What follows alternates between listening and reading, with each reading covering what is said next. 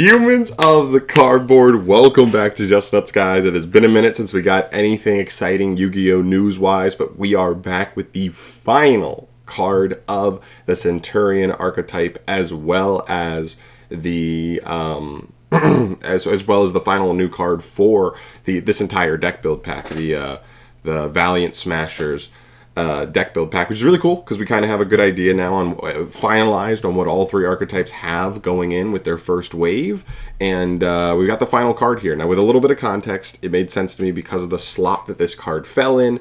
We had the field spell for the archetype. We had the other quick play spell. The field spell is one of the better starters in the deck. The other quick play spell is a pretty good recovery card, so I expected this card to actually be just like a good extender, extender slash starter, and let's see how she goes. So yeah, this is Emblem of Oath. Very interesting that this card does not appear to have Centurion in the name. That probably means it's too good to be searchable, I would guess. I mean, think about something like Stake Your Soul. If Stake Your Soul was a Vanquish Soul card, it'd be insane. So yeah, that's my guess. It's really good. Quick play spell, that's another good sign. You can only activate one card with this card's name per turn. Activate one of these effects. You get to choose one of these two. Place one Centurion monster from your deck face up in your spell and trap zone as a continuous trap. And if you do, you cannot special summon monsters from the extra deck for the rest of this turn while you control a card with the placed card's original name except Centurion monsters.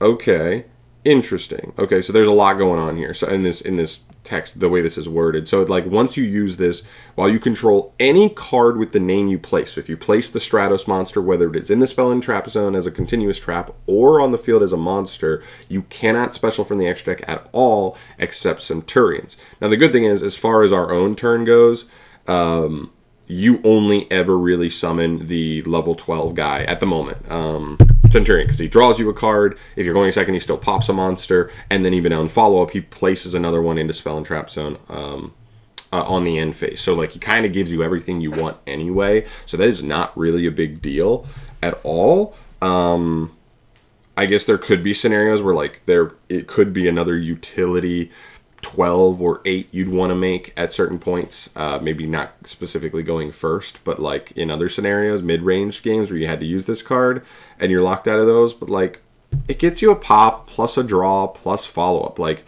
it kind of gets you a little bit of anything you could want aside from like spell and trap removal kind of thing. But it works, so not a huge deal. That restriction is not brutal. And the other one is set one Centurion spell or trap directly from your deck. So that's also low-key like super strong because one, the field spell is already really, really good and a good like starter for the deck. So you could just set that and then flip it face up. There's no restriction here, and it's a field spell, so you can set it and activate it immediately and start popping off with that if you needed access to that.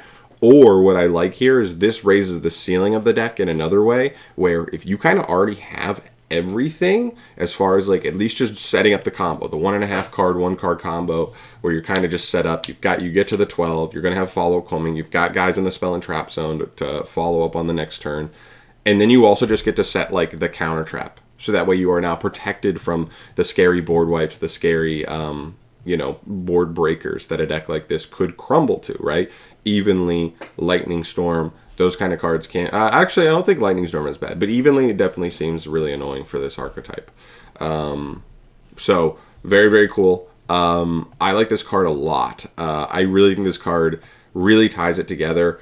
I really believe that this is going to be one of the best decks going forward. I don't know if it's like literally there right now with this, but this card only helps. This card only makes the deck more consistent, more durable, and even raises the ceiling. You're ending on the counter trap more often with this card. So that way you are more resilient to board breakers and have extra powerful boards. I don't even care about Calamity. Even if Calamity is legal when this deck comes out and I choose to play this deck, I will not play Calamity. I just don't care about it that much. It's just not fun. I hope it's banned by that point, or Crimson Dragon. Either or works for me, as long as it's not accessible for a deck like this that can Calamity lock you on your turn under nib through Droll And if they have a second card in hand that like is an engine card, they probably also beat Ash. So like it's very, very scary. But if all they're doing is setting up like a resource loop and like a pop and a negate once per turn, that's like way, way more dealable for like modern day Yu-Gi-Oh! But I do think the follow-up this deck offers is crazy. I think the grind game this deck will have is insane. I look as far as future support goes for a Synchro 8 for the Archetype. They've got a 12. Their deck has 8s and 4s. So they have the 12. So that's really nice, and it's a really good card. But it feels like if they could get an 8 that offers just something different. It doesn't have to be like amazing out of this world. I just wanted to offer some utility that's different from the 12 we have. So that way there could be scenarios where you get to pick and choose which one is better, and because it feels like the 12 right now kind of misses some things that maybe an 8 could do. Like the 12 gets you a draw plus a follow-up place into a spell and trap zone. So like he's a good resource card. Maybe the 8 is just more straight up interruption based. You know what I mean? Maybe his interruption is just more applicable if you just need raw interruption and you need to make a choice, instead of being super focused on more focused on like resources.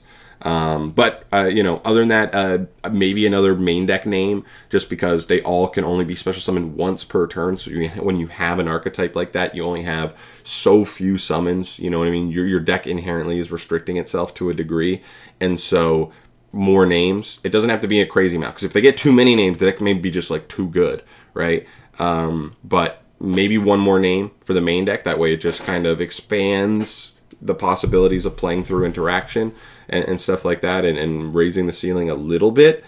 But other than that, I think the deck's pretty damn well set up. I'm really excited to mess around with it. I think by far this is the best archetype out of the three. I don't even think it's close. I'll actually probably make a video talking about all three a little more in depth and relative to each other, what I expect from each archetype coming out and also going forward.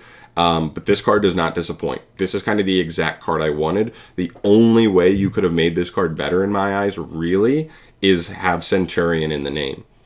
But like I said, with Stake Your Soul and other cards that exist like that, it's probably for the best that you can't just add this into combo lines and like make combo lines like way better at this point. So yeah, it's really good. It's cool. Let me know your thoughts down below. I want to know what you guys think. If you guys have already started messing around with Centurion, please let me know what you think of this new card and just the archetype as a whole. I also love that it's like a pretty condensed engine, so you may be able to play 15 of this card's engines and then 3 prosperity and 20 defensive cards, 20 tech cards, whatever you want.